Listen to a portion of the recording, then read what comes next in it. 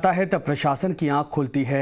हर हादसे के बाद प्रशासन रोड मैप तैयार करता है और फिर मैप वाला कागज कूड़ेदान में फेंक देता है, क्योंकि फिर प्रशासन अगले हादसे तक के लिए सो जाता है। कहा जा रहा है कि अगर प्रशासन अपनी जिम्मेदारी निभाता रहे तो हादसे होने से पहले ही मर जाए, क्योंकि चंबल नदी का हादसा हो या फिर बूंदी की बस का, हर जगह प्रशासन की लापरवाही देखी गई है। कई घरों को निगलने के बाद आती है मदद, भी शहर जलने के बाद आती है। कहते हैं अगर हादसों से पहले ठोस कदम उठा लिए जाएं तो हादसे होने से पहले ही मर जाएं। लेकिन अफसोस, हमारा प्रशासन हादसों से पहले सोता रहता है, हादसों के बाद जागता है, आंखों को मिचमिचाता और फिर अंगड़ाई लेकर मौके पर पहुंचता है, जब तक कई जिंदगियों पर यमराज की मौत की मुहर लग जाती है। चंबल नदी में जर्जर नाव डूबने के हादसे ने एक बार फिर से रेस्क्यू के नाम पर प्रशासन के इंतजामों के चेहरे पर पड़ी चादर को नोच दिया है। क्षेत्र में बड़े हादसे होने के बावजूद प्रशासन ने बचाव के संसाधन उपलब्ध कराने और स्थानीय स्तर पर रेस्क्यू टीम के गठन में कोई दिलचस्पी नहीं दिखाई।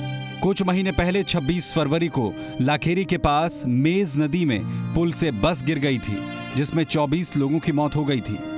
प्रशासन पर आरोप लगा था कि अगर वक्त पर रेस्क्यू अभियान शुरू हो जाता तो इतने लोगों की मौत नहीं होती। मेज नदी में बस गिरने का मामला हो या फिर चंबल नदी में नाव डूबने का, ग्रामीणों को ही अपने दम पर संसाधन जुटाने पड़ते हैं और लोगों को बचाना पड़ता है। 100 किलोमीटर की लंबाई में चंबल नदी स्थित है।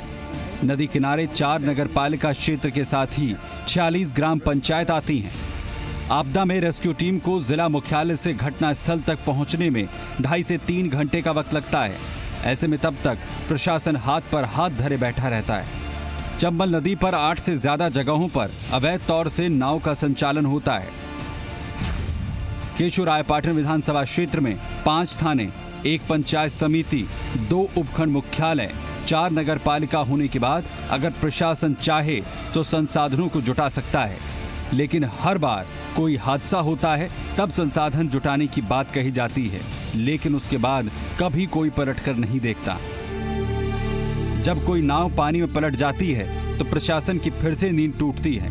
ऐसे में हमारे हिस्से में सिर्फ गम आता है, हम छाती पीट कर रोते हैं और हमारे जिम्मेदार सोते हैं। संदीप व्यास, जी मीडिया, बूंदी। 8 रुपए में टेबल कुर्सी पर बैठकर इंदिरा रसोई का खाना अब लोगों को